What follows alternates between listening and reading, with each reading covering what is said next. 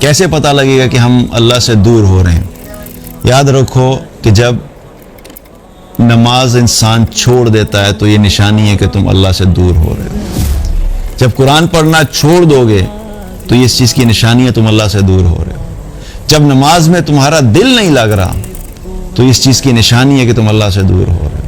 جب مسجد جانے کا دل نہیں چاہ رہا تو اس چیز کی نشانی ہے کہ تم اللہ سے دور ہو رہے ہو۔ دنیا کے کاموں میں اتنے مصروف ہو گئے کہ آخرت کے کاموں کے لیے ٹائم نہیں ہے تو یاد رکھو کہ تم اللہ سے دور ہو رہے ہو۔ قرآن پڑھتے ہوئے احساس نہیں ہو رہا، جذبات نہیں ہے، کوئی فیلنگز نہیں ہے تو سمجھو کہ اللہ سے دور ہو گئے۔ اللہ کی خاطر نیک اعمال کرنے کا دل نہیں چاہ رہا تو سمجھو اللہ سے دور ہو گیا۔ تو یہ ساری وہ علامات ہیں جو کہ ہمیں پتہ ہونا چاہیے کہ اگر یہ سب میرے ساتھ ہو رہا ہے تو اس کا مطلب ہے کہ میں اللہ سے بہت دور ہو رہا ہوں۔ تو اللہ سے دوری جو ہے، جتنا زیادہ دور ہوتے جائیں گے اتنا ہی ہمارے لیے کیا ہوگا؟ دنیا کی زندگی بھی مشکل ہوتی چلی جائے گی۔ اللہ تعالیٰ نے قرآن میں اس کا ذکر بھی کیا، وَمَنْ أَعْرَضَ عَنْ ذِكْرِ فَإِنَّ لَهُ مَعِيشَةً ضَنْكَ۔ جو کوئی بھی میرے ذکر سے اعراض کرے گا، یعنی جو کوئی بھی مجھے بھول جائے گا، میری بات نہیں کرے گا، میری بات نہیں مانے گا، میری اطاعت نہیں کرے گا، مجھے بھلا دے گا، میرا تذکرہ بھلا دے گا، تو اللہ تعالیٰ نے کیا فرمایا؟ میں اس کی معیشت کو تنگ کر دوں گا۔ معیشت تنگ کرنے کا مطلب کیا ہے؟ اس میں ظاہر بھی ہے اور اس میں باطن بھی ہے۔ ہو سکتا ہے کہ اللہ نے جو آپ کو نعمتیں دی ہیں، آپ اللہ کو بھولو گے، اللہ آپ کو بھول جائے گا۔ جو نعمتیں وہ آپ کو دے رہا تھا، ہو سکتا ہے وہ نعمتیں واپس لے لے۔ اللہ نے مال دیا تھا، ہو سکتا ہے وہ مال آپ کو اللہ کی اطاعت کی وجہ سے ملا تھا۔ یہ کوئی لازمی گارنٹی نہیں ہے، لیکن کبھی کبھی ایسی سچویشن بھی آتی ہے کہ اللہ سبحانہ تعالیٰ کبھی کسی انسان کو اپنی اطاعت کی وجہ سے دنیا بھی دے دیتا ہے۔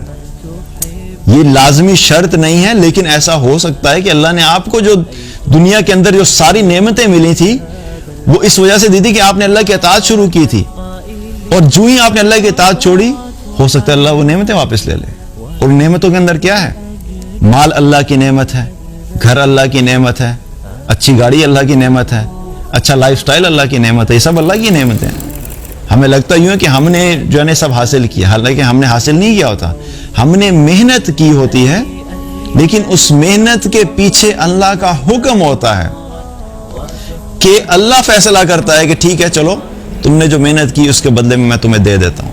لیکن بہت دفعہ ایسا بھی ہوتا ہے کہ انسان بڑی محنت کرتا ہے لیکن وہ سب کچھ حاصل نہیں ہوتا جو وہ چاہ رہا ہوتا ہے۔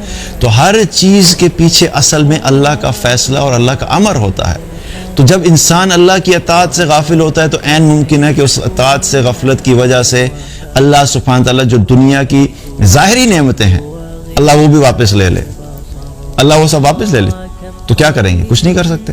اور جب نعمتوں کے عادی ہو جاتے ہیں ہم، تو پھر اس عادت کی وجہ سے جب وہ چیز ہمارے سے چھن جاتی ہے تو چونکہ ہمارے ایمان مضبوط نہیں ہوتے تو پھر ہم ان سچویشنز کو ہینڈل نہیں کر پاتے، پھر پینک ہوتا ہے، پھر انگزائٹی ہوتی ہے، پھر پینک اٹیکس شروع ہو جاتے ہیں، ڈپریشن شروع ہو جاتا ہے۔ کیوں؟ کیونکہ سارا دل اور سارا دماغ اور ساری سوچ اور سارا وقت انسان انہی نعمتوں میں ڈوبا ہوا تھا، اور ان نعمتوں میں ڈوبے ہونے کی وجہ سے اس کے دل کے اندر ان ساری چیزوں کی محبت اتنی زیادہ ڈیپ اور اتنی سٹرونگ ہو گئی تھی کہ جب انسان سے پھر کوئی محبوب چیز چلی جاتی ہے تو پھر اس انسان کے لیے اس سچویشن کو ہینڈل کرنا آسان نہیں ہوتا۔